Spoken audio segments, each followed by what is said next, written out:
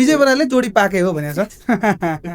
अब मेरो अनुहार हेरेर टाइप हो। एकजना दर्शकले मलाई चाहिँ लबिङमा भन्नुभएको थियो विजय बरालले जोडी के अरे केटी चाहिँ एकदमै राम्रो भएको भन्ने। उहाँले पर्सनलमा जानुभयो क्या चरित्र बाहेक चाहिँ बलरामले गर्लफ्रेन्ड भएको अब यस्तो हुँदो रहेछ त्यो पात्र अनुसार पात्रको इनोसेन्टी अनि पात्रले गर्ने बिहेभले चाहिँ त्यो अर्को पात्रलाई मन पर्नु त्यो केटी मान्छे केटा मान्छेलाई त्यही त हो अनुहारभन्दा मनबाट प्रेम हुन्छ। त्यो बलराम र कुसुमको प्रेमलाई मन पराउनु भयो अनि मलाई जोडिदिनु भयो। मेरो जोडी त आफ्नो छँदैछ त्यो भएर त्यो त्यसरी पात्रलाई जोडिदिनु त्यो राम्रै लाग्यो। त्यो पात्रसँग म्याच गर्यो नराम्रो देखिएन त्यो खुसी लाग्छ।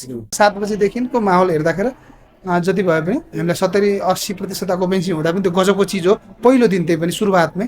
अनि अहिले आइरहँदा चाहिँ हाउसफुल दर्शकहरू हुनुहुन्छ जहाँ पनि जस राम्रो भनिरहनु भएको छ देशभरबाट राम्रो उत्साहका कुरा गरिरहनु भएको छ हामी पोस्ट गरिरहेको छु सेयर गरिरहेको छु। यो गजबको कुरा हो किन पहिलो दिन यो सिनेमालाई यति दिनुभएको साथ माया चाहिँ गजब लागिरहेको छ।